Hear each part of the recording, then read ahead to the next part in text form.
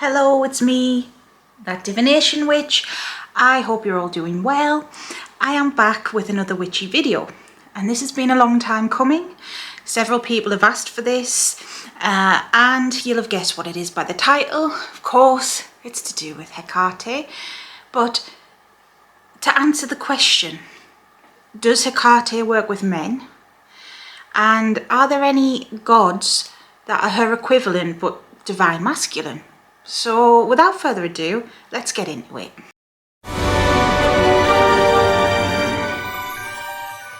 Hello, if you don't know who I am, my name's Sarah. I go by that divination witch online. I started on TikTok posting readings, and now I'm here. I'm on YouTube sharing my journey and information I've learned along the way, and I just try and be as down to earth as possible with it all. If you like that, please subscribe. And I've also got a link tree below. If you're interested in getting a reading from me, I've got an Etsy store and a Patreon service. And on Patreon, I do try and offer extra hints and tips and things like that. So if you're interested, I'd be so grateful if you could check it out. Thank you. So, yes, Hecate. If you're new here, Hecate is my main goddess, I would say. I call her my mother. She is one of my spiritual mothers. She's very close to my heart. If you can't tell by the channel, a lot of my videos are dedicated to her. I love her very much, and I love to talk about her. Now to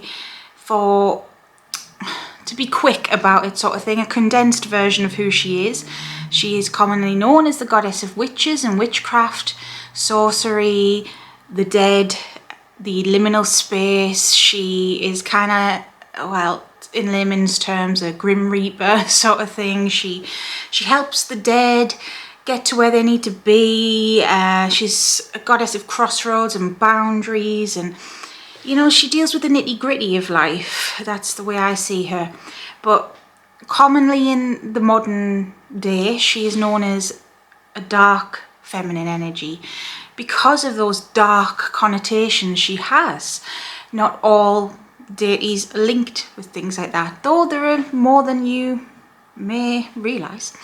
And yes, very much divine feminine energy. Now, with that being said, I have been asked several times if she works with men, or if she's willing to work with men, and if there are male equivalents to her. So first things first, of course she works with men, and there are male followers of Hecate that follow me on YouTube. I talk with some of you regular. She does not discriminate or anything like that. She's not a woman-only goddess. You know, is there such a thing? I don't think there is, really. Even the most womanly woman or manliest man, there is no kind of exclusive god or goddess. I think this idea comes from some kind of religious trauma, but also in antiquity there were certain gods. I'm thinking of Sylvanus straight away. He was a Roman god that only men were allowed to worship. But was that Sylvanus himself making that rule? No. It was the society at the time, and I'm sure there's other deities like that. Hecate, though, no, she doesn't discriminate. Doesn't matter what your gender is. Doesn't matter. We all have male and female in us, no matter what we identify as or who we identify as. That is human nature. That's science. We all have male and female aspects to us, and male and female energy. So no, she doesn't discriminate. With that being said, yes, she is this epitome of the divine feminine, the dark feminine. And therefore, does she have a male equivalent? Well, let's talk about it. You could argue from one perspective, and that's the first one I will go to, that there are male deities that are just as powerful as her, but on the more masculine side. I'm thinking of Cernunnos straight away. And it does echo a kind of Wiccan value, and I don't mean to. I'm not Wiccan, I've got nothing against them, each their own, but the Wiccan religion is built around a god and a goddess, divine masculine, divine feminine. The god is normally portrayed as the horned god, the goddess is normally a triple goddess, mother, maiden, crone. Now, Cernunnos, as an example, he is ancient, and to me he's very primordial. He is nature itself. He's found in the Celtic pantheon, but I mean, Hecate is found in the Hellenic pantheon, but to me she's not just limited to that. You know, these deities are multifaceted beings, and I do strongly believe that at the beginning of time or whatever, this is my UPG, but Cernunnos will be a good fit for the energy of divine masculine, and Hecate will be a good fit for the energy of divine feminine. It's like a yin and yang effect.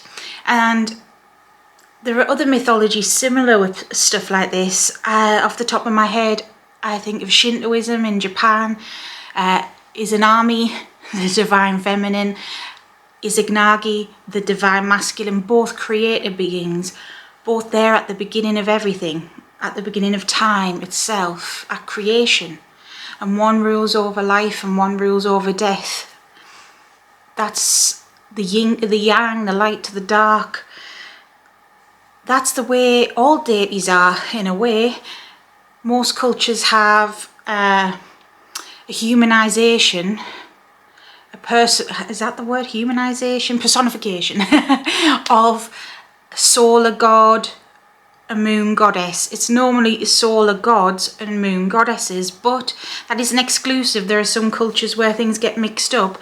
But there's always a yin and a yang, there's always counterparts. You know, you think of your love goddess, then you have a war god. A war goddess, you have a love god. Balancing each other out, it's equilibrium, it's the way the universe is. So to ask this question, is there a male counterpart to Hecate? Well, yes, in that sense, there is.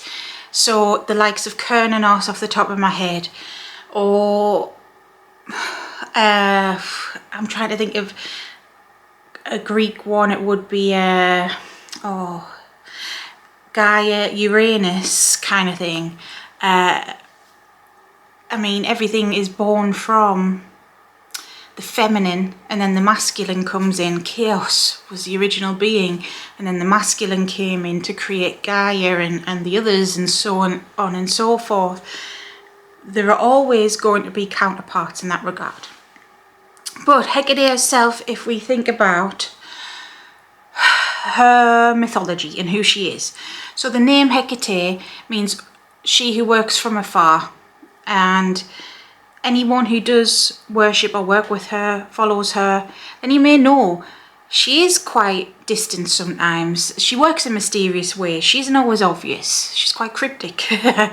Well, Hecate had a male counterpart in Apollo. Apollo has an epithet called Hekatos, and it was commonly worshipped. Now, all these gods have several epithets. Okay, this is how complicated it is, but Hekatos meant working from afar. It was fast shooting or something like that, but similar meanings. The divine masculine, divine feminine. And if we think of Apollo himself, the sun god, the healing god, a light bringer. But so is Hecate a light bringer. And Hecate is healing in her own way. And Apollo is not just a sun god, but he can bring about disease, and he can bring about darkness if he so wishes. He is all love and light. Same with Hecate, it's duality here. In the actual myths, they're cousins. I know Artemis and Hecate are quite linked together, both being moon deities, and links with magic and the feminine and things like this, the yin to the yang. But there's always going to be a counterpart out there like that. So for the people asking this question, is there a male counterpart to Hecate? Well, yes. You need to just look, just think about what deities stand for, I suppose. So in some ways you could argue a lot of deities are a male counterpart to her. I'm thinking of Janus as well, another one. Janus is a Roman god of time and boundaries, and he's normally depicted with 2 heads. Hecate is depicted with 3. Goddess, god of multi-ways, you know, looking down multi-ways, time itself, the past, the present, the future. I see deities in general as extensions of creation, as extensions of, you know, the one that created us all, you know, and all these different names, beings, personalities, cultures they all come from, they're all reflections of source and what we need to help us. And there's going to be numerous counterparts to numerous gods, and it depends as well on the aspect you are calling upon. So I could be calling upon Brimo, Hecate. Brimo is a primal epithet of Hecate, very animalistic, very protective. She was called upon for protection, and you know, if you're thinking of something so primal like that, then you may want to think more primordial deities, you know. Yes, Shiva, Kern and Os again, but I'm trying to think outside the box here. You may want to think of someone more like I don't know why I'm thinking of Fenrir from Norse myth, someone that is not exactly human. That may be a counterpart to Hecate. That's just off the top of my head. But then you may be working with Hecate's lighter side. There is a side, I forgot the name, that goes along with this, but I can see her face now. But there's a side of Hecate I've seen before where she is literally a light bringer. She is dressed in white and everything, and she was known as a goddess of childbirth as well, and healing energy in that way. So if you are working or calling upon that side of Hecate, well, you may want to think of someone. It could be Apollo and his healing ways, or it could be someone more loving per se, like Hestia. And there's some theories I've got around Hestia, which is for another video another time. But yeah, you know, I hope this video is making sense, because it is so complex, it really is. But there is no definitive answer that I can give. This is all down to my own research and my own experience as well. Gods are not as cut and dry as we think they are like humans. It depends on our moods, it depends what we need to do, you know. Think about it. We have a personality around our friends, a personality around our manager or our boss or whatever. You know, you've got to be more professional in work, for example, than you're going to be with your friends. And it really depends on the side of the deity you're working with. Is it something more professional? Is it the work head? Or is it the casual head, you know? So to answer the question, I hope it's made sense. Yes, Hecate works with men, because we all have masculine and feminine energy inside of us. She doesn't discriminate. And is there a male counterpart to Hecate? Yes, it depends on your take.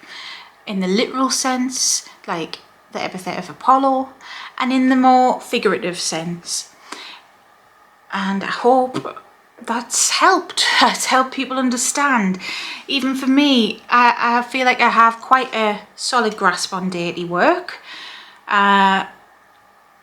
But never say never is what I would say. Just keep an open mind with it all. Try and learn as best you can, but there is no rules to this. And you know, I think I've got things figured out, and then I get thrown a curveball. It happens, you know, the gods surprise us. So I hope it helped anyways, okay? And if you've got any more questions, anything you want me to cover, hit me up, let me know, leave a comment.